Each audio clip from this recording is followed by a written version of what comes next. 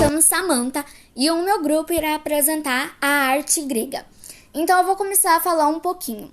O povo grego, na antiguidade, eles eram do que exibiam manifestações culturais muito mais livres que os outros, porque eles obedeciam poucas ordens de reis e sacerdotes, porque eles acreditavam que o ser humano era a concepção mais incrível do universo.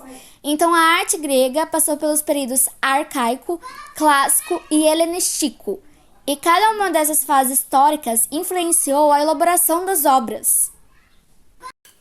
Então, gente, a técnica antifrontal era uma forma de trabalhar a estátua que flexionava os joelhos.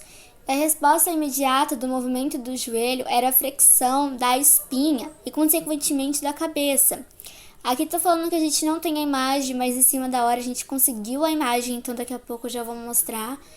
E ela era uma figura totalmente de frente e em posição rígida, que dá a impressão de que a figura ela está em movimento. Tá vendo? Ela tinha esse formato mais assim, com os joelhos dobrados, mais mexidos, porque dá a impressão de movimento que nem estava falando no texto. Então, isso que era basicamente a antifrontal. Oi, meu nome é Giovana e eu vou falar um pouquinho sobre arquitetura.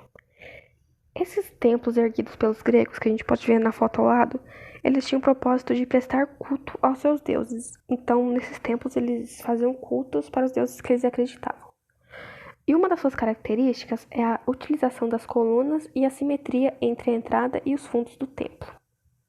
Aqui a gente pode ver alguns estilos arquitetônicos, que aqui a gente tem o coríntio, que ele é rico em detalhes, que a gente pode ver que ele é bem detalhado mesmo.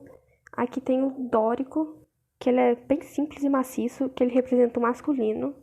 E aqui também tem o jônico, que ele é bem luxuoso e representa o feminino. Daí aqui algumas principais arquiteturas, que aqui a gente pode ver a Acrópole e a Partenon de Atenas. E aqui as fotinhas delas. Meu nome é Júlia e eu vou falar sobre a pintura. Bom, ela começou a ser pintada na cerâmica e elas eram usadas para decorações. Elas mostravam harmonia e rigor nos seus detalhes e elas deviam seguir um padrão nas cores. As características eram o equilíbrio das formas, harmonia nas cores e desenhos, representações de deuses de cenas cotidianas, representações realistas, uso de técnicas de afresco, têmpera e encáustica nas pinturas murais. Como eu havia falado, as pinturas elas devem seguir um padrão de cores. Como a gente pode ver nesse slide, as figuras negras elas devem ficar sobre um fundo vermelho e as figuras vermelhas ou douradas devem ficar sobre um fundo negro ou branco. Oi, meu nome é Vitória e vou falar sobre as esculturas. A arte da escultura se manifesta a partir dos deuses e dos atletas, cuja perfeição dos detalhes dos corpos torna os gregos excepcionais nessa manifestação artística. As esculturas eram inicialmente feitas de mármore, encontravam-se em uma posição rígida e simétrica com o objetivo de dar-lhes equilíbrio. No entanto, com a necessidade de retratar movimentos, o mármore foi substituído pelo bronze por se tratar de um material mais leve. Assim, reduzia a probabilidade de a escultura se partir. Com o tempo, as esculturas femininas que eram vestidas passaram a se apresentar sem roupa, da mesma forma. Da mesma forma, as estátuas não tinham grandes expressões faciais e passaram a retratar sentimentos. Vou falar um pouco dos materiais. Os principais materiais utilizados pelos gregos para a elaboração de suas esculturas foram a madeira, terracota, pedras como o mármore e o calcário, o bronze, prata, ouro e marfim, sendo essas duas últimas mais raras. A madeira e a terracota, argila cozida, foram utilizados principalmente do período arcaico, mas devido à sua fragilidade e à ação do tempo, encontrar uma escultura nos dias atuais desses materiais é muito raro.